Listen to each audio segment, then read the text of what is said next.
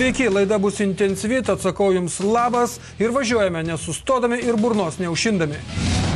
Legendinis Klaipėdos kelių policininkas Jonas Dičius iki užtarnauto poilsio stengiasi išgaudyti visus miesto chuliganus.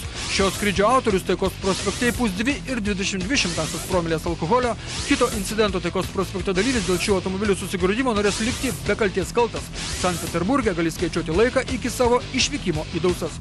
Visą tai netrukus Baltikum televizijos laidoje Reidas.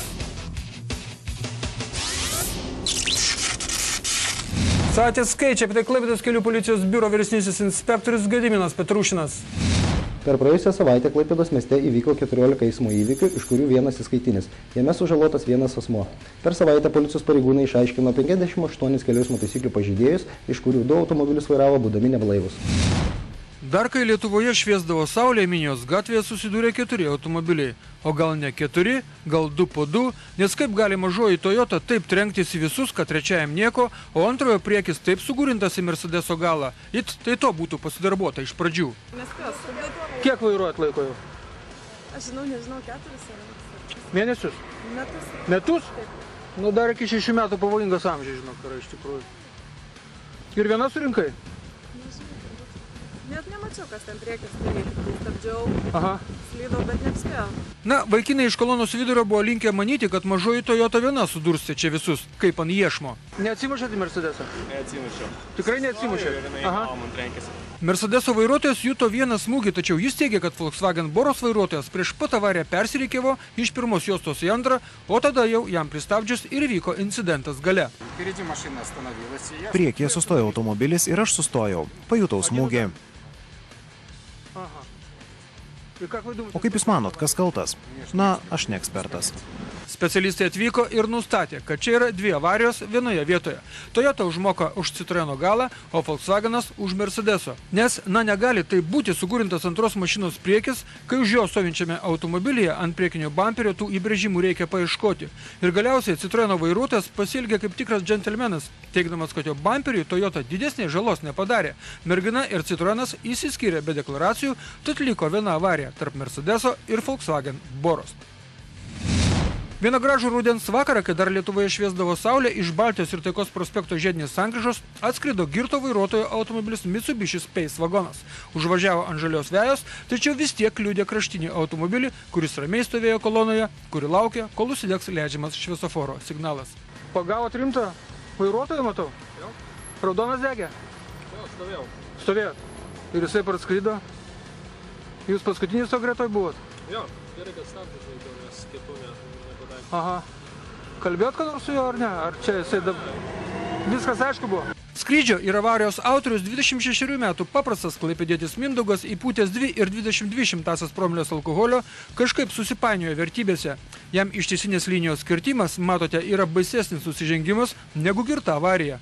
Kas atsitiko, kad jūs neišvairavot? Paslydau. Paslydot? Kad sausa? Vaidžikauskai, o kodėl per ištisinės važiuojat? Toliau? Aha. Tai įrašą paskutinį, pažiūrėkit pas save. Tai jūs dėl to esat įsižeidęs ir todėl pasigėrėt iš to skausmo ir dabar čia pavairavot? Vaidžikauskai, nu tai viens kitą pažįstam, klaipėdiečiai esam, nu tai gal nereikia tokių nesąmonę daryti. Du, bet toks beviltiškas pokalbis mūsų iš tikrųjų. Aš su policija kalbu normaliai, o su žurnalistais man nereikia kalbėti. Aš ne žurnalistas, aš Vaidžikauskas. Tai Vaidžikauskai, galima be jūsų kalbėti? Be abejo. Galite išlipti iš mašinos? Aš kadangi gyvenu šitą mieste, tai man ne tas pats, kaip vairuoja, žinokit, piliečiai. Aš prašau policiją, galite išprašyti žurnalistą iš mašinos. Kodėl mes turėtume jį išprašyti? Nes jūs policija esate ir aš policininkus suprantu. Aš pats išlipau, žinok, žmogau. Bet aš tau dabar savo tekstą pasakysiu. Man labai nepatinka, kada vairuoja va šitaip žmonės girti. Labai nepatinka. Čia yra mano piliečio klaipėdiečio pozicija. Nes čia mano dukra galėjo per perėją eiti. Galėjo jinai su automobiliu stovėti, lygiai taip pat. Jūs kažką tai man apie ištisinės norėt pasakyti? Kas yra girtas ir kas yra ištisinė? Jauti skirtumą? Jauti skirtumą 20 litų bauda ir 2000 litų bauda. Čia netgi avarija padaryta 4000 litų. Gero kelio jums. Toks yra vidurkis už avariją, kurią padarai būdamas neblaivus. Visa laimė, kad spės vagone priekinė važiuoklė buvo išmušta. Dar žiūrėk būtų ant šaligatvio žmonės nuskabęs, kurių čia būna daug. Buvo vakaras, visi traukė namo, tik ne visi laimingai. Taikos prospekte susidūrė 3 automobiliai, nuversti 2 kelio ženklai, o kas kaltas dėl avarijos, tai visiems reikėjo pasukti galvą. Nes nekaltas dėl avarijos galvojo, kad jis kaltas dėl avarijos, mat susipyko su žmona. Persirikėvęs į keleivinio transporto juostą, paspaudė greičio pedalą ir toliau jau nebežino, kaip susidūrė su dar 2 automobiliais, nuvertė kelio ženklus, atsimušė į akmenį. Taikos prospektą aš važiavau. Ir po to, kad atsitinka? Ant stabdžių, vieną mašiną važiuoju. Dabar negaliu staigiai, su žmona susipykau ir vis. Su žmona susipykot? Ne. Tai reikia per stabdžius kirsti su žmona susipykus? Ne per stabdžius. Aš norėjau sukti Kauno gatvę. Aha. Ir persirikiau į autobusų juostą. Taip. Dėl to galėčiau Kauno gatvę, šitą kaip čia ten. Nu taip, Kauno gatvė truputį va ten toliau yra. Nu va šitą, kur čia yra. Taip, Kauno gatvė. Aha. Sak, manau, žmonės sako, žiūrėk, jau mašinos suka, aš taigi ant stabdžių. Aha. Ir čia vienas norėjo išvažiuoti. Norėjo išvažiuoti. Aha. Ir aš jau tiesiai. Gerai, kad nebuvo žmonių paprasčiausiai. O šita juoda? Juoda aš turėjau išvažiuoti. Tai jūs ir norėjote išvažiuoti į Taikos prospektą, taip? Aha. Taikos prospektą. Ir sulaukiu, kol paralės mašinos. Ir va taip. Žiūrit, parskrenda? Per daug. Reikia anksčiau išvažiuoti, aišku. O jūs? O kaip jūs gavote iš šoną? Bandžiau persirikiuoti. Nepastebėjau, atlėkė iš dešinės. Jūs rikiavotės? Jūs keitėt važiavimo kryptį, žodžiu? Jam pamaišėt? Nu, aš ant stabdžių, nu čia... Taip, palaukit, jūsų situacijoje tai kas kaltas yra dabar? Jūsų situacijoje? Kodėl? Jūs kaltas? Aš taip galvoju. Nu, aš... Neturiu ką pasakyti, aš tyliu viskas. Supratau. Štai kur šuo pakastas. Hyundajaus vairuotojas keičia važiavimo kryptį, norėdamas iš antros juostos įvažiuoti į vieno prekybos centro teritoriją. Tačiau šiuo manevru užkerta kelią važiuojančiai Opel Omegai, kurios vairuotojas ieško, kur čia pasukusi Kauno gatvę. Mašinos susiduria, tai kliūva dar ir Peugeot 307, kurio vairuotoja ketino išvažiuoti į gatvę, Taikos gatvę, gal netgi prospektą. Tuo metu Hyundajaus vairuotojas negalėjo patikėti, kad ką tik jis buvo nekaltas dėl avarijos, o dabar jau kaltas. Tu važiavai kur dabar spūra. Jis važiavo kur autobusiukas. Nu jeigu jisai važiuoja pirmą A autobusą eilę. Jeigu aš būčiau, tada čia būčiau bordiūrais liekęs, palei viską. Tai reiškia, tu iš antros rikiuojasi pirmą ją raidę. Aš jau buvau pirmos. Kai tu buvai pirmojos, tai jeigu tu iš šonai susikabina. Jeigu tu iš šonai susiduria, tai kaip tu buvai pirmojos? Tai va šitą situaciją, jeigu keisti važiavimo kryptį, turi duoti grindžiamą juostą važiavusiam automobiliui tiesiai. Palei šitą mikrotindą, kitam tą kalbą svarė. Aš dabar neatsimenu, kur aš. Nėra skirtumo. Jeigu jisai važiuoja pirmą eismo juostą, tu rikiuojasi, keisdamas važiavimo kryptį, tu turi greitimą juostą duoti eismo tiesiai važiuoti. Eismo įvykis buvo užregistruotas policijoje, mat išvartyti svarbus kelio ženklai. O šiaip avarija su labai gera pabaiga, nes buvo vieno penktadienio vakaras ir miestas pilnas žmonių, kurių kaip tyčia šios avarijos metu čia nebuvo. Vieną niūrų šeštadienį policija gavo pranešimą, kad kelyje Klaipėdos Šilutėje susidūrus 2 automobiliams, tarp incidento dalyvių kilo diskusija, į kurią įsikišo policijos pareigūnai. Neįtikėtina, mūsų kraštuose pasiklydęs mažeikiškis Audi A4 vairuotojas bandė apsisukti ant vadinamo Rimkų viaduko per dvigubą ištiesinę liniją ir sukdamas į kairę, bei šiurkščiai pažeisdamas kelių eismo taisyklės, nepraleido tiesiai važiavusio Fordo. Ir tai dar ne viskas. Kai viskas nutiko? Paklydau, norėjau apsisukti, pamačiau, kad atvažiuoju. Jūs norėjote ant viaduko čia apsisukti, taip? Aha. Pradėjau suktis, nepamačiau, kad iš paskos važiuoja tas Fordas. Supratau. Reikia man bamperis. Ir ką? Nu tai kaltas pildė deklaracijas ar ką darėt? Nu, tvarkė. Ne, bet pastebėt, kad kažkas išgėręs ar ką? Nu, tai, sako, pas man tai 0,9. Pas jumis? Jo. 0,9. Vakar alaus gerėt? Audi vairuotojui nustatytas lengvas girtumo laipsnis. Tai 2 pūslių po 2 litrus, 6 laipsnių stiprumo alaus pėdsakai mažeikiškio organizme. Štai taip, reikia žinoti, ką gerti, kad kitą rytą per pietus būtum tyras kaip krikštalas. Kartais darbo reikalais tenka lankytis svetimame mieste. Šį kartą mūsų miestas, 2 pagal dydį Rusijos didmiestis, 4 pagal dydį Europos miestas, pats šiauriausias miestas turintis virš milijono gyventojų, o besilankant reidui susilaukęs 5 milijoninio gyventojo Sankt Peterburgas. Reidas laida ne apie gražias merginas ar įstabią architektūrą. Reidas laida apie eismo kultūrą. Visų pirma, Piteryje dėmesį patraukė ne transporto kamščiai ar beprotiškais greičiais lakstantys motociklininkai ar automobiliai be duslintuvų. Dėmesį patraukė rūpestis pėsčiaisiais. Jau porą metų Sankt Peterburge yra įrengti sekundmačiai, kurie rodo, kiek liko laiko iki kol užsidegs draudžiamas arba leidžiamas šviesoforo signalas. Žodžiu, gali skaičiuoti iki 3 ar 23 ir įvertinę savo galimybės bandyti eiti per gatvę arba neiti. Taip baigėsi žmonių traiškimai Peterburgo perėjose. Dabar tai persikėlė į vietas, kur nėra pėsčiųjų perėjų. Sudaužytų mašinų po avarijų Sankt Peterburge apstu. Štai vienas gavęs per nosį patrauktas į šoną, kad netrukdytų eismui, kuris yra labai komplikuotas, ypač per vakarinį transporto piką. O štai evakuatorius traukia mašiną iš įvykių vietos kuo greičiau. Žodžiu, viskas kaip ir pas mus. Ir taisyklės beveik tos pačios, o jos yra apie tai, kad sukant į kairę reikia praleisti tiesiai važiuojantį. Štai netoli Isakijaus soboro mergina pakibino vaikinukus. Tad mes pakalbėjome apie avariją, eismo įvykių deklaracijas, kitus globalius dalykus. Ar pas jūs yra eismo įvykio deklaracijos, na, kad policijos nereikėtų kviesti? Ne, jei žala iki 30 000 rublių, tai policijos nereikia. Без полиции можно? Можно без полиции. Ну, а здесь сколько будет? O tai kiek čia? Здесь сколько сказали? Сколько? Na, daugiau. 2 durys, moldingai, ratas. Виски, я не знаю, там вроде магазин, крыло. Ну, дверь, колесо, вторая дверь. А кто виноват? O kaip manot, kas kaltas? Greičiausiai mergina, nes jai kliūtis iš dešinės buvo. Это справа, оно на повороте было. Кто виноват в аварии, как вы думаете? Вы виноваты? Na, atvažiuos inspektorius, reikalus sutvarkys. Tuo metu atėjo laikas grįžti į Klaipėdą. Jeigu kam prireiks apsilankyti Sankt Peterburge, tai geriau daryti ne su lengvuoju automobiliu, nes prie važiavimo milijoninėme mieste reikia priprasti. O ar galima priprasti prie to, kad centrinė gatvė lekia mašinos virš 100 km/h greičiu, tai greičiausiai ne, negalima. Dabar trumpam skirstomės priblokšti Sankt Peterburgo didybės ir susitiksime po reklamos. Nieko naujo nepasakysiu, pasakydamas, kad dabar reklama, na, o po jos toliau laidoje matysite. Paskutiniai legendinio Klaipėdos kelių policininko Jono Dičiaus darbai tai automobilių chuliganų gaudymas. Užmušė ir pabėgo, palikęs girtą brolį, kad šis atsakytų į visus klausimus. Filmuoja reido reporteriai, visą tai ir dar daugiau jau po reklamos.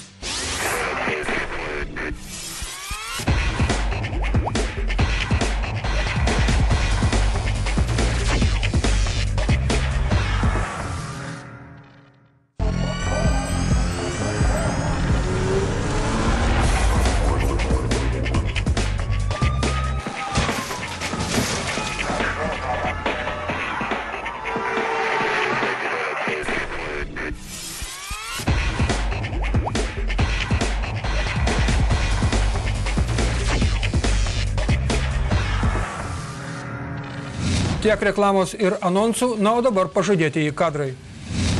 Baisi avarija vyko sekmadienį apie 17 val. Klaipėdos rajone keleivį Viržėnai Daukšaičiai Švėkšna, kai šalia savo namų žuvo ūkininkas, kuris ėjęs keliu į ganyklą parišti arklio, buvo partrenktas automobilio Volkswagen Golf. Šis automobilis dideliu greičiu atlėkęs nuo Švėkšnos pusės, užvažiavant kelkraščio, čia ratai prasisuko, mašina buvo išsviesta į kitą kelio pusę, kur vairuotojo pusės galinėmis keleivio durimis trenktasi į 47 metų vyriškį ėjusi kelkraščiu, kuris žuvo nusviestas į laukus virš 20 metrų. Po susidūrimo su žmogumi automobilis atsidūrė griovyje, vėl perskridęs per kelią į savo eismo pusę.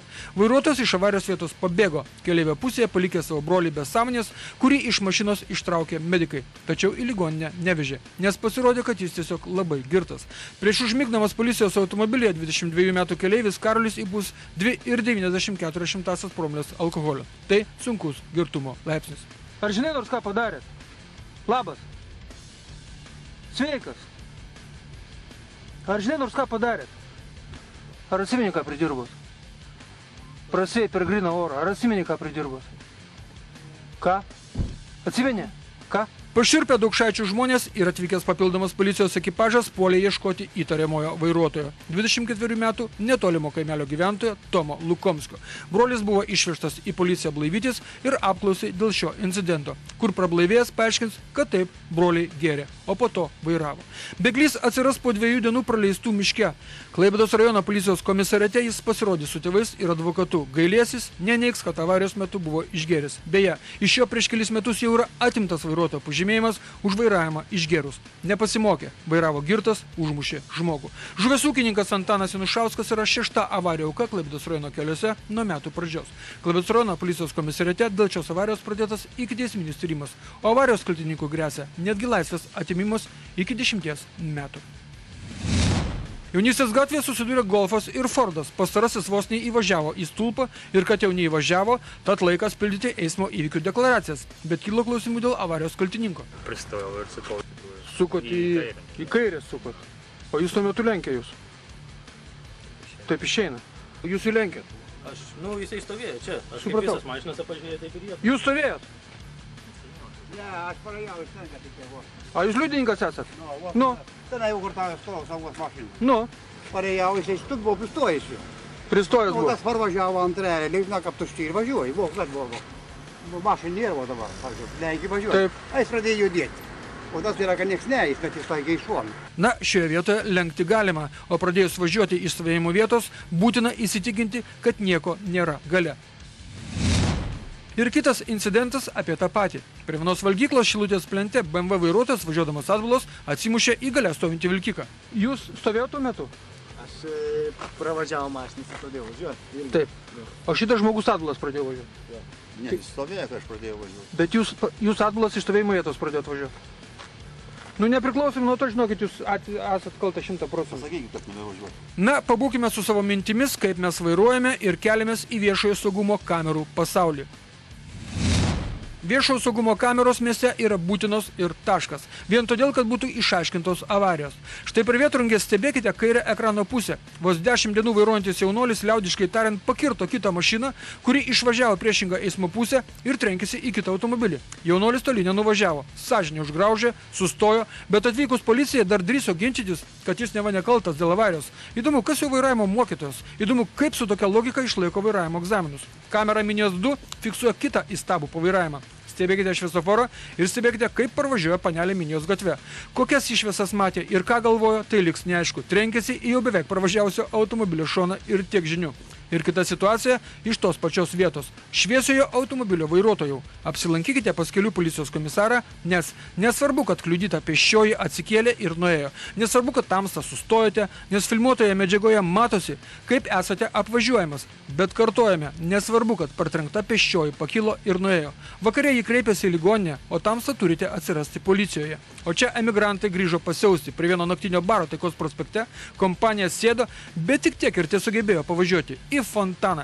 Išlipo, susiėmė už pilvų, manote, kad jie žvengia? Ne velnio, jie per daug girti, kad juoktųsi. Jie sviruoja ir dingsta palikę mašiną. O kai prabudo, atėjo į policiją atgailauti. O dabar mūsų kasdieniai gatviniai reikalai. Naikupės gatvėje susidūrė Peugeot 607 ir Volkswagen Venta. Vyrai, juk viskas aišku, tiesa, kas iš šalutinio, tas kaltas. Jolab medžių čia nebeliko užstojančių kelio ženklą, šnapso taškas subombarduotos, tad važiuok savo į sveikatą drąsiai. Jūs važiavot pagrindiniu keliu? Pagrindiniu. Nu, o pons kaip nepamatėt? Ir kai jis vidurį išvažiavo. Ne, vidurį. Nu. Kiek 2 metrai šitas porės. Negalvoju, kad įsiklysė. Pradėjau stabdyti, o 5 metrus pažiūrėjau, būtų mamytė į šoną įvažiai. O ten keleivis sėdi. Tai pon, situacija yra tokia dabar. Pildot ant šito lapo, dabar va šitą viską pildot. Viskas yra kalkinis popierius, atsišviečia, ant antro lapo. Parodykit antrą lapą. Kur parodykit, ar turit antrą? Va, ant antro lapo. Šitą pasimat, jūs ponas nes nekaltas esat, antrą lapą, kur netoks aiškus, jūs ponas pasimat. Viskas, pasirašas 2 kartus va šičia, 2 kartus pasirašo va šičia, kaltininkas pasirašo. Viskas, per 3 darbo dienas jūs kreipėtės į to pono draudimą, o jūs paskambinat savo draudimui, o jūs per 3 darbo dienas jo draudimą, į Peugeot draudimą kreipėtės.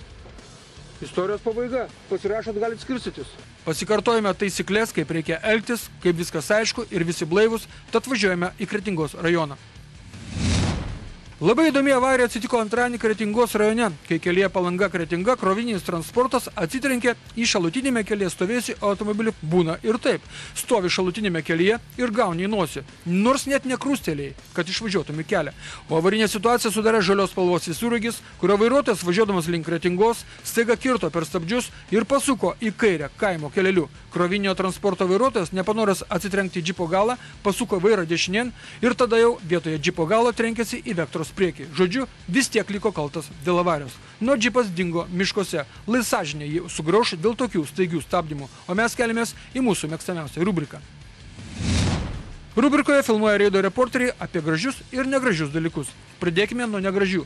Baltos spalvos Opelio greitis bele koks, lenkia per ištisinę liniją ir dar gabaritas nedega. Eikit peklą, netrukus irgi gerą fruktą pamatysite. Palangos kelias, video registratoriaus važiuojama antra eismo juosta link kurorto. Aišku, galėtų jis pirmą juostą važiuoti, bet to jau iš dešinės pusės parvarys, parodys manevrą, nors jų galėjo važiuoti pirmą juostą ir nuvažiuoti, bet ne, uodega pavizginės. Dabar jūsų dėmesio į pilietis nemėgstantis greičio slopintuvų. Jis geriau brausis per vidurį, ar jos apvažiuos, negu prilėtins greitį. Per vidurį įveiktas slopintuvas gulys prie bibliotekos, greičio slopintuvas gulys ties Mažvydo alėja, apskritai apvažiuotas išvažiausiai priešingą eismo pusę. Gaila, kad ne visi kinietiški vaizdo registratoriai yra kokybiški ir fiksuoja valstybinius numerius. O dabar apie gerus darbus.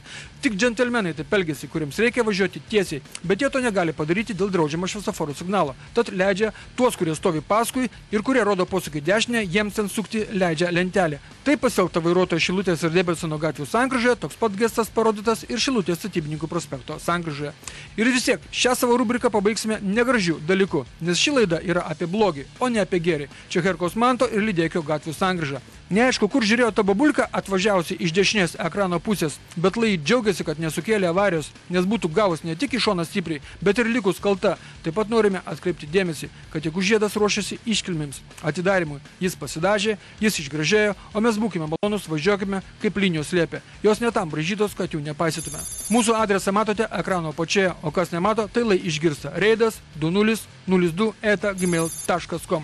O čia autochuliganų gaudynės sekmadienio vakarą miesto gatvėmis. Ar pažinote šią vietą? Čiuktaikos prospektas, vieno prekybos centro automobilių stovėjimo aikštelė.